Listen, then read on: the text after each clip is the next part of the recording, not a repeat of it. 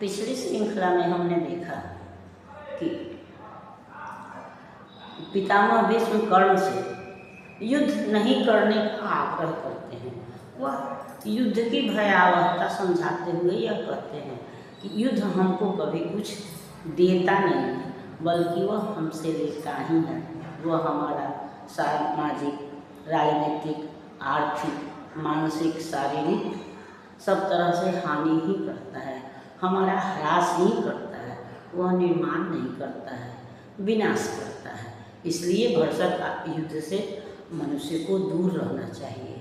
और युद्ध तो दूसरों से भी होता है तो भी विनाश करता है, क्योंकि दोनों ही तरफ मरने वाले मनुष्य ही होते हैं।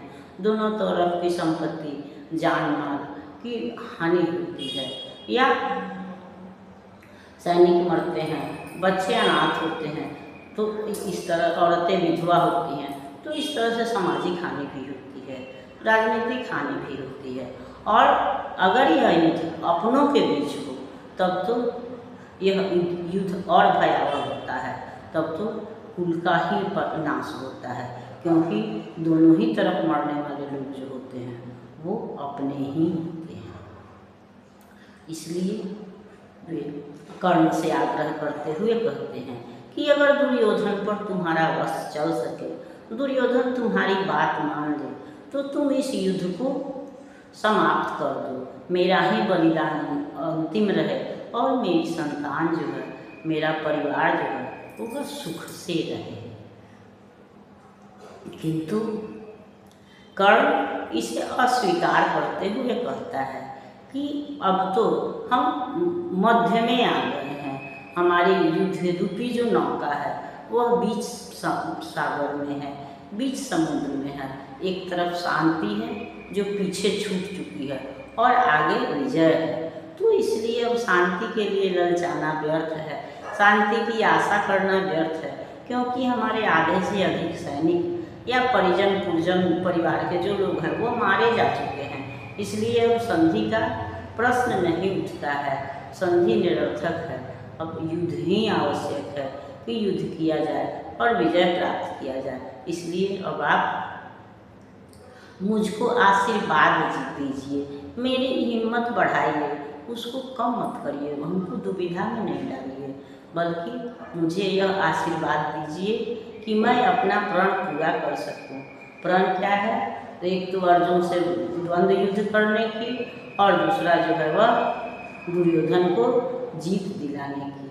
तो आप ऐसा आशीर्वाद दीजिए कि मैं भी इस युद्ध में कुछ कला दिखला सकूं, अपनी प्रतिज्ञा पूर्ण कर सकूं, क्योंकि जब तक भीष्म पितामह सेनापति रहे हैं तब तक तो कर्ण जो है वह युद्ध से अलग रहा है।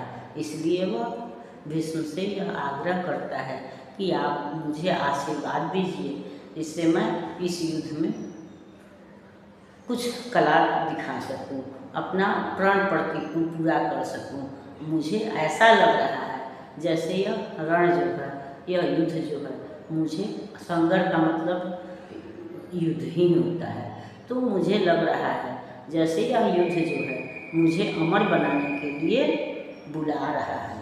इसलिए हे तात, मुझको आशीर्वाद दीजिए जिसमें मैं युद्ध जीत कर और उसके युद्ध के उपरांत आकर के आपके चरणों की वंदना कर सकूं या आपका दर्शन कर सकूं। इसलिए आप कुछ दिनों तक, तब तक तो जीवित रहिए जब तक कि मैं यह युद्ध लड़ रहा हूँ या युद्ध जीत कर आ नहीं जाऊँ।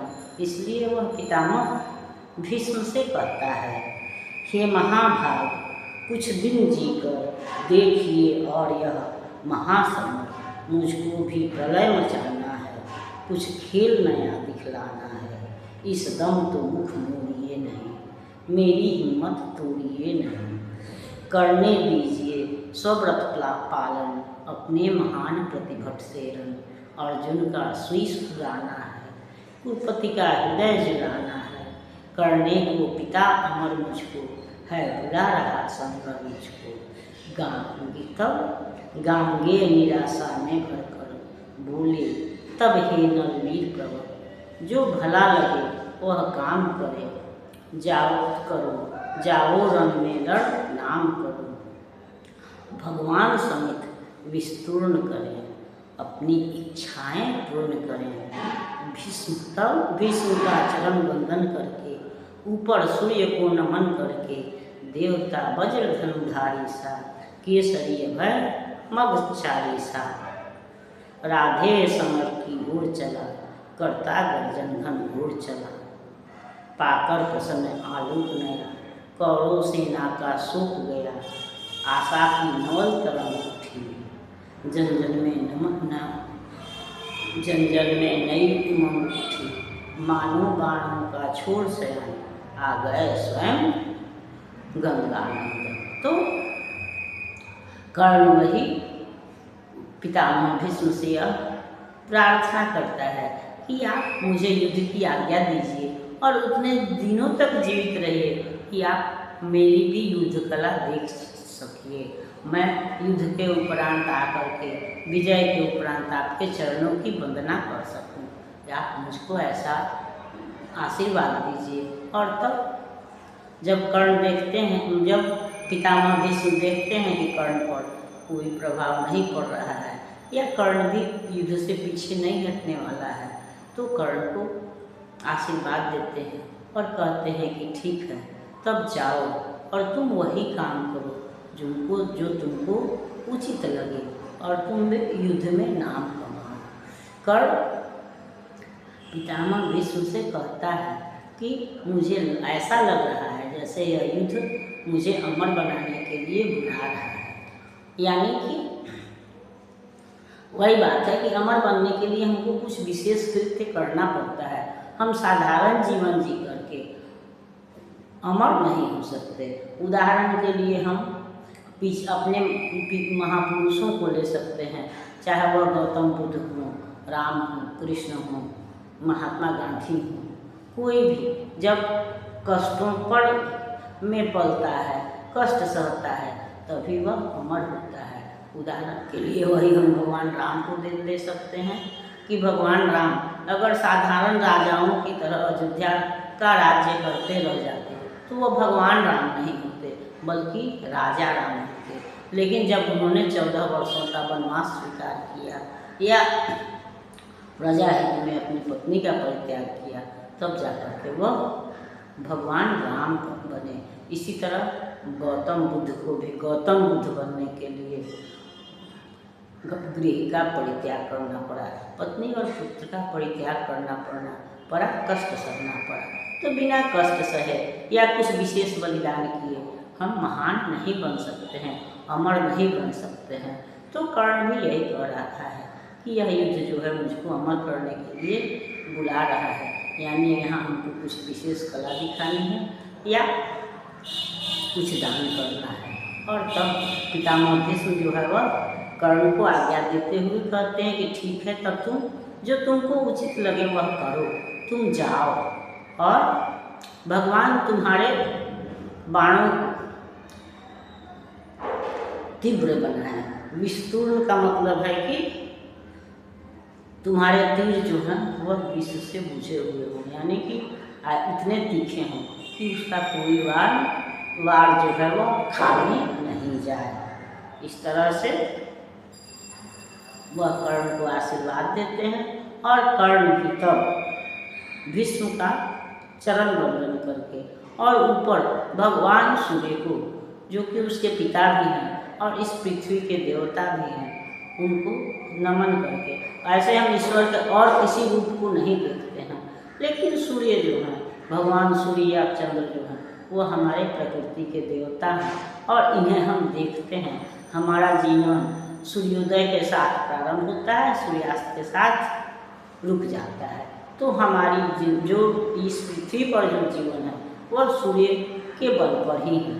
तो उस भगवान सूर्य को नमस्कार करके और पितामह भीष्म की चरण वंदना करके कर्ण तब युद्ध की तरफ प्रस्थान करता है और ऐसा लगता है जैसे स्वयं भगवान इंद्र, वज्रधारी इंद्र को कहते हैं, तो स्वयं भगवान इंद्र या फिर सिंह, शेर कैसे भी शेर हो, तो कोई शेर जो है वह युद्ध के लिए, यानी कि धीर गंभीर स्थिर चाल से कर्ण जो है वह युद्ध क्षेत्र की ओर प्रस्थान करते हैं। और कर्ण को देख करके सेना में जो है वह एक नया जोश भर जाता है। अब तक जो सेना भीष्म पितामह के शयन से, उनके सरसैया पर आ जाने से दुखित थी, वो शिथिल थी। वह कर्ण को देख करके उसमें नई ऊर्जा का संचार होता है। वह पुनः नए जोश से युद्ध करने के लिए तैयार हो जाती है। और तब कर्ण शेर के समान, जिस तरह से कोई भूखा शेर जो है वह अपने शिकार पर टूट पड़ता है, उस तरह से कर्ण जो है वह पांडवों की सेना पर टूट पड़ता है। चारों तरफ भगदड़ मच जाती है। और तब भगवान कृष्ण जो है वह अर्जुन का आह्वान करते हुए, अर्जुन को सचेत करते हुए कहते हैं कि अगर तुम इसको रोकोगे नहीं तो वह किसी दूसरे के बल से रुकने वाला नहीं है। और जैसा कि कहते हैं कि दावानल, जो जंगल की आग को कहते हैं, तो दावानल तो कुछ छोड़ भी देता है, लेकिन कर्ण जब क्रुद्ध होता है तो वह शत्रु पर दया नहीं करता है। इसलिए तुम अब कर्ण से युद्ध करो या कर्ण को रोको। इस पर हम अगली श्रृंखला में विचार करेंगे। तब तक यह श्रृंखला आपको पसंद आती है तो इसको लाइक कीजिए, सब्सक्राइब कीजिए। मिलते हैं अगली श्रृंखला में, तब तक के लिए धन्यवाद।